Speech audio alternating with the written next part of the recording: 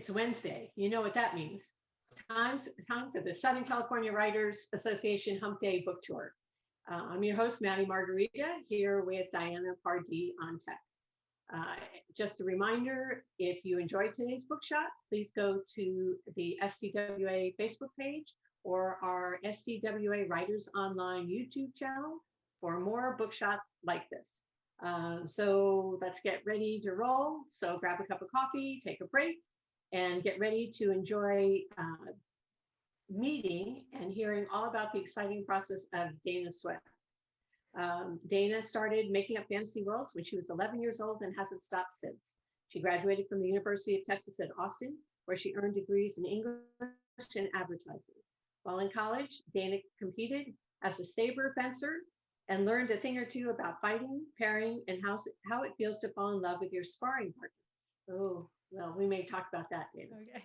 Her YA fantasy debut, Cast in Firelight, is published by Delacorte Press, and she is represented by Amy Brewer of Metamorphosis Literary Agency. Good morning, Dana. Hi, thank you so much for having me. Yeah, well, why don't we start out talking a little bit about why you decided to write fantasy and why you decided to write this story. Yeah, of course. So I started writing fantasy just because I love fantasy so much. I love creating worlds. Even when I was 11, I remember swimming in a pool, just thinking up like different creatures that were in the water or just a whole world. I really love having an entire secondary world, to really have a new culture, have a new experience, have magic. I love thinking about how magic affects societies and how that would change how we live. So yeah, I just really love fantasy. And so that's why I wrote my young adult fantasy called Cast in Firelight. It is all my favorite tropes put into one. It's fantasy romance. It's about two teens who were arranged to be married and they don't like each other very much. So you already have, arranged marriage and, kind of a rivalry. And they become rivals, writing letters back and forth between each other, not having really seen each other. And when they do meet years later, they mistakenly don't recognize each other and create false identities. And then they partner up to defeat the criminal underbelly of their world, all the while not knowing who they're partnered with and who they are falling for. So it is, again, just a lot of my favorite tropes put together. So you have royalty arranged marriages. It kind of was inspired from that classic movie, Swan Princess. It's like a animated movie from my childhood that kind of inspired a lot of it. And then it kind of meets like Batman vigilantism of like street fighting, a lot of fight scenes. And that kind of came from like some of the fencing I did in college as well. And then it also is like a you've got mail kind of mistaken identities where, again, they are not liking each other, but they realize, perceptions are wrong through partnering together. So let's talk about voice, because that's one of the things that I love about your writing is the voice of your characters. Talk a little bit about that and how you came up with the voice for them. Yeah, I've always really been drawn to voice, even from like a young age. I really love humor in books. I really love personality. I have always gravitated more towards the writing style of being as voicey as possible. And so a lot of times my characters come to me very voicey and very sassy. And Adra was no different. She kind of popped into my head with the idea of her in the very first scene, not taking, traditional feminine roles and really fighting back in a lot of ways and being sassy and humorous, even as a little girl, and then growing up that way too. And I don't know, I just love voicey characters. And one of the reasons I wrote this book was because I love the voice that, rom-coms and romance work into their stories. I feel like I read romance because of the characters and because of their voice. But then I really love fantasy plots that have the action, the adventure, the fight scenes, and all that good stuff. So this is my take on putting those two together, where there is a huge fantasy action plot, but then the romance is very rom-com, that you've got mail kind of trope. And it reads, humorous and fun especially fun. Like I really tried to make it a fun fantasy to be escapism and inspiring at the same time. Well, as I said, when I read it, the parts that I read, uh, they were really fun to read, and but there was also, in addition to the voice, there was a richness of the world around it. You know, it's a very there's a lot of sensory input in the chapter. So, did that come naturally to you, or does that come later on in your writing process? Do you go back and put that in, or when you're writing it, are you imagining the world and what's happening at that time? Yeah, I think the visuals are kind of like a movie in my head, and I just tried to get it onto page. So the magic system is based off like 9 colors, and they cast it with their arms, so it kind of floats in the air like smoke. So I always think of my books like little movies in my head, and they just come off. The visuals for me are pretty easy. The smells and the sounds and things like that, sometimes I have to remember to include those, and that's just through the editing process where it's like, oh, I want to make sure this is fully immersive. But yeah, the visuals and descriptions are always really fun for me. But I actually really love dialogue too, so sometimes I have to remind myself to like, oh, I have to describe this character better because I've not included it enough. But at the same time, I really love when personality and dialogue gives you a sense of the character more than just what they look like. So, what started you writing? What at what point did you say, I think I'm going to publish a young adult fantasy novel? So at 11, I started coming up with like worlds and ideas, and it was Right. always that dream. Even earlier, I'd probably say around like 7, I was like, oh, I want to write a book and I want to be published and things like that.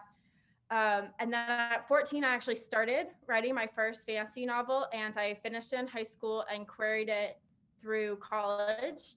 And then I realized, just because it's the first book doesn't mean it's the first one that has to be on the shelf. And it wasn't very good. Like it needed to be edited. I needed to write a book, to learn how to write a book. And Cats and Firelight is actually my second completed novel. And it was started right around the end of college, towards the summer between college and like real life, I guess you could say. And I wrote most of it that summer, and then throughout the rest of the year finished it up.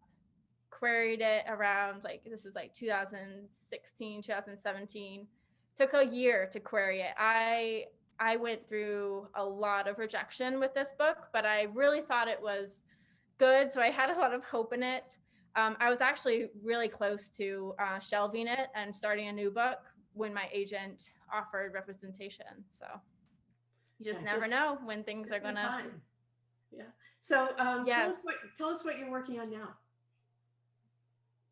I am working on the sequel.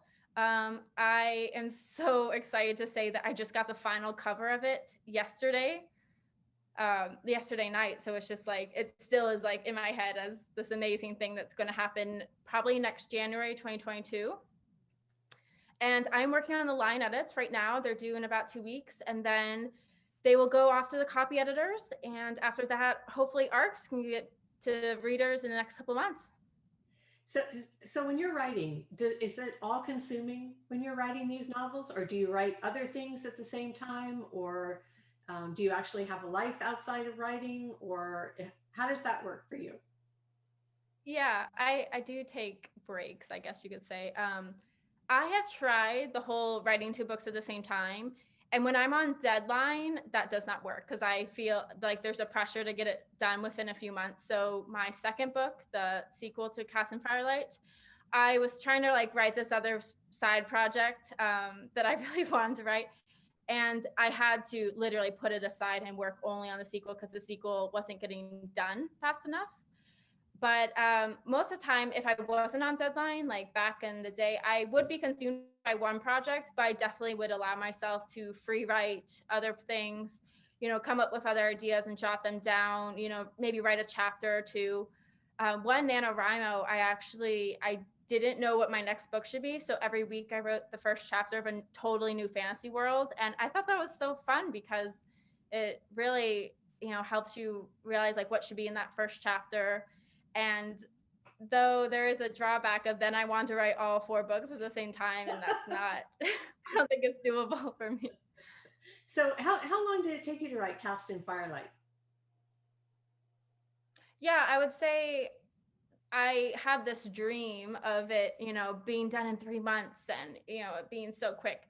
But I wrote about half of it that summer after college. So I had about 60,000 words by the end of summer. And then I came back. I was actually in Europe with my father visiting him during that summer. And I came back and was like, oh, I need a job and like I need to, move on with my life in a lot of ways. And so I job hunted for a few months. And then once I got a job working at a bookstore, actually half price books, I started vigorously writing again. And it probably took from like January to, I think I was finished in August, even though like I just kind of took my time. I was doing a lot of other things while I was writing and working and trying to balance my life and, do a new thing. So I would say, if collectively it was definitely like a year, but there were definitely months where I was only writing and then definitely months where I was trying to, balance everything else in my life. So it took you a year to write, to get the manuscript in the shape that you wanted to start querying, right? Mm-hmm. So, And then I queried for about a year and I was kind of editing as I go a little bit, but not very much because a lot of times once you put a query out in the world, it feels like, oh, like let's see what comes right. back before I change anything. But the querying process is really hard because there's a lot of times where, agents can take a while, rightfully so. They have a lot on their plate. And, you just don't get feedback right away from some agents. So it's kind of hard to know where to go from there. And then I started working on something totally new. That's actually the project that I was trying to work on simultaneously, but, I had to put aside. Like life intrudes. So how long do you have to write this next book? So did you have a year to write the second book? Is that how it worked, or? So I had to write like the first 3 chapters to prove that I was like working on it. And I turned that in June 2019. And then I took some time off to move to California, and that's where I met you. After that, I went from, I worked on it through that fall and I turned it in this June 1st of 2020. So I would say, even though I had maybe a year, I wasn't, there's a lot of times where you have to put it aside because Cast and Firelight developmental edits came in. So, that August, I spent like a month, fixing Cast and Firelight. Then line edits would come in and push that project aside and work just on line edits. So a lot of times when you have like, once you're in the process, there's a lot of work on everything, but then drop it for the project that's about to be published. So there's a lot of like give and take of, am I working on this? Oh, drop it and then work on something new. By mostly, truthfully, I really powered through the end, like the second half of that through the pandemic and COVID because it was due. And, I had to push myself to finish it because I'm used to, having all the time in the world and like no one cares if this book is done besides me. But once you're, on the path to publication, they do want the book, soon. So it did feel quick. But at the same time, they did give me the time. I just didn't maybe utilize it properly. Well, we all need our time to be creative. Okay, our last question, Dana. So when somebody reads Cast in Firelight, how do you want them to feel, or what kind of an experience do you hope they have when they read your book? Oh, And you want to yeah. hold it up again so we can see the beautiful cover. Yes. Final, There we go. the cover. The cover. Yeah, I want it to be, like I said before, I really want it to be fun. I really want it to be inspiring, and I really want it to be escapism for people. It's literally like 50-50 romance and fantasy. So if you're into that, I think you'll really like the book.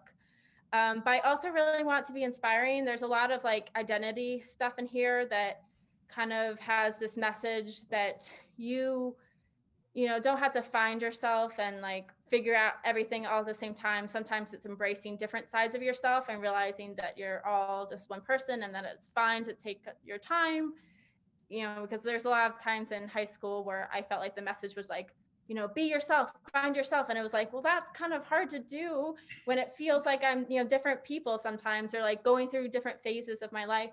And this kind of has this message of, you don't have to do that all right away. and it can come naturally and slowly, and just embrace different aspects of your personality. Great. And I don't know how you managed to do that all in such a fun and entertaining way, but you did. All right. Where can people find your book, Dana? Okay, so if you want a signed copy, I'm working with my local indie here in Miami, Florida, and it's called Books and Books. So you can order through their website, and I believe in the comments you can just say you want it signed, and they will definitely give you a signed copy since I signed all their inventory. Other than that, my local Dallas bookstore and Terabang Books has book plates and bookmarks. So if you order through them, you'll get those. Other than that, it's where books are sold. So Amazon, Book Depository, wherever you want to shop. All right. Well, great. Congratulations again. We're so excited for you. I know that this book is going to do well. And I think anybody who likes entertaining stories and great characters will enjoy it as well.